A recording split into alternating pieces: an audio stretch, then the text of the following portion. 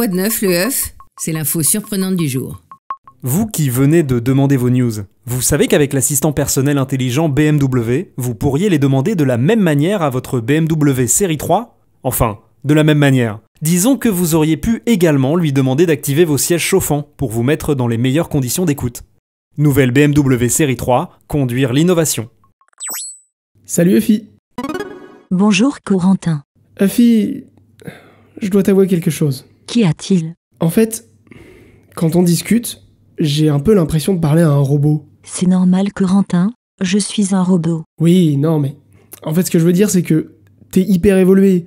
Tu parles presque comme un humain, et pourtant j'ai quand même l'impression de parler à un robot. Ah, ça c'est à cause de ton amygdale et de ton hypothalamus. Comment ça, Effie? Des chercheurs du CNRS ont fait une expérience pour étudier l'activité cérébrale de 24 personnes, lors d'une discussion avec un robot, par rapport à une discussion avec un humain. Et quel rapport avec l'amygdale et l'hypothalamus? En fait, l'amygdale est impliquée dans le circuit de la récompense, tandis que l'hypothalamus synthétise une hormone qui favorise le lien social. Ah, donc j'imagine que l'amygdale et l'hypothalamus s'activent plus pour une conversation entre humains. Exactement. Les scientifiques en ont conclu qu'il est plus plaisant de parler avec un humain, mais surtout qu'à l'heure actuelle, une conversation avec un robot ne peut pas être considérée comme une activité sociale. Et est-ce qu'ils savent pourquoi, Effie? L'une des raisons est qu'un robot est capable de reproduire certains aspects d'une conversation humaine normale, mais ne peut pas imiter parfaitement un humain. Cependant, cette étude devrait permettre d'améliorer les compétences sociales des robots.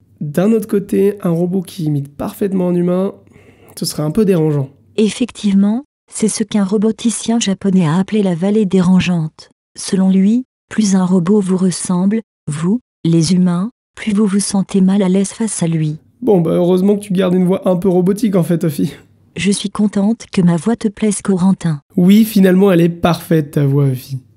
Allez, salut et merci pour les infos. À bientôt sur le HuffPost.